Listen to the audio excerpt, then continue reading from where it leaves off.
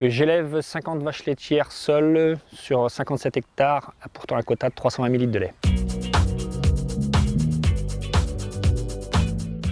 Donc à mon installation, j'ai implanté des mélanges multi-espèces avec une base de trèfle pour être plus autonome en protéines. Et j'ai diminué les surfaces de culture pour implanter le maximum de prairies. Et l'objectif, c'est le pâturage. Donc pour ce faire, j'ai 55 ardes accessibles par vache, divisées sur 24-25 paddocks.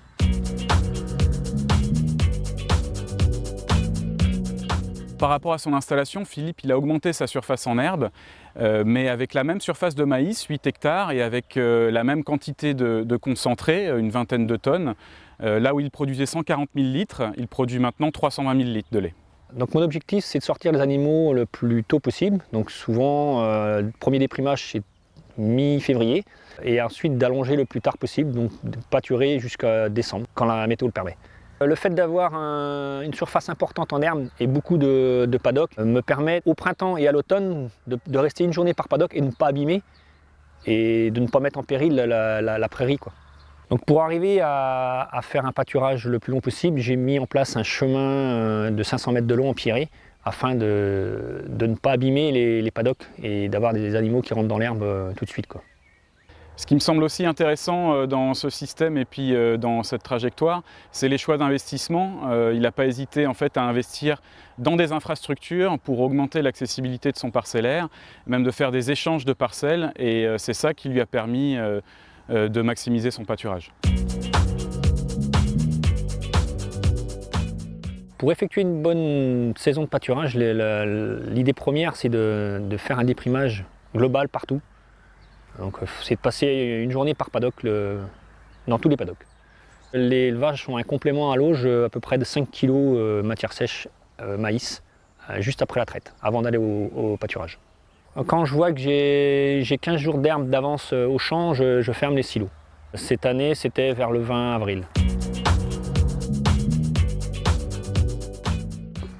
Ensuite, donc le pâturage s'intensifie avec la fermeture des silos et là, je n'ai plus besoin de tous mes paddocks, donc je commence à débrayer les paddocks.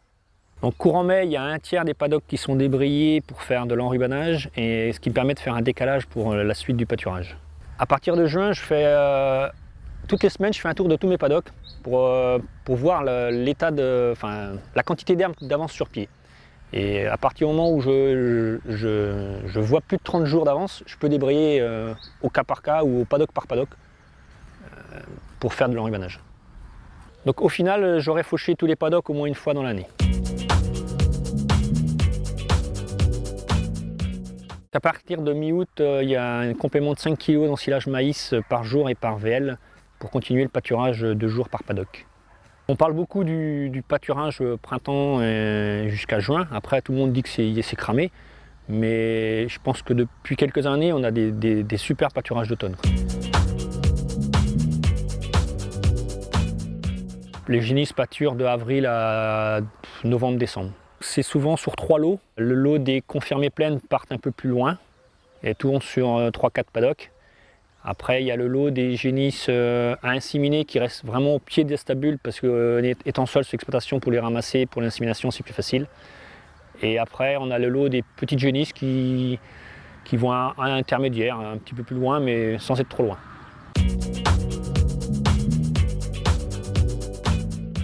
On a réalisé un diagnostic d'Evotop sur l'exploitation qui montre que le système est autonome à 85% en matière azotée totale, ce qui est très élevé. Et d'un système à 6200 litres par vache par an, on arrive à 5200 litres en lait autonome. Et il ne faut qu'environ 18 hectares à mobiliser pour produire 100 000 litres de lait.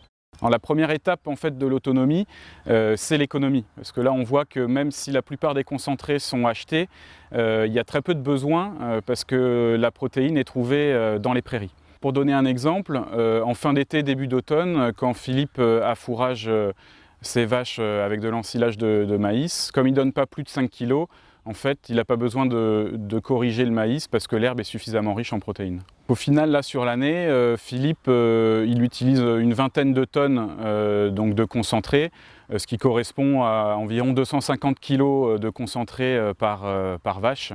donc ce qui est très économe. Tout seul dans ton coin, tu peux vite perdre pédale, quoi, parce que personne ne fait comme toi, donc tu es un peu mis pas à l'écart, mais c'est pas facile à gérer. Donc le fait d'être en groupe, une animation de groupe, ça permet de te conforter dans tes choix et d'avoir fait le bon choix surtout. La prochaine étape sur la ferme, ce serait de passer en tout terme. Mais là, par contre, le problème, c'est les 20 hectares à 6 km. Donc il faudrait trouver la solution, soit l'affouragement en verre, ou soit emmener des animaux.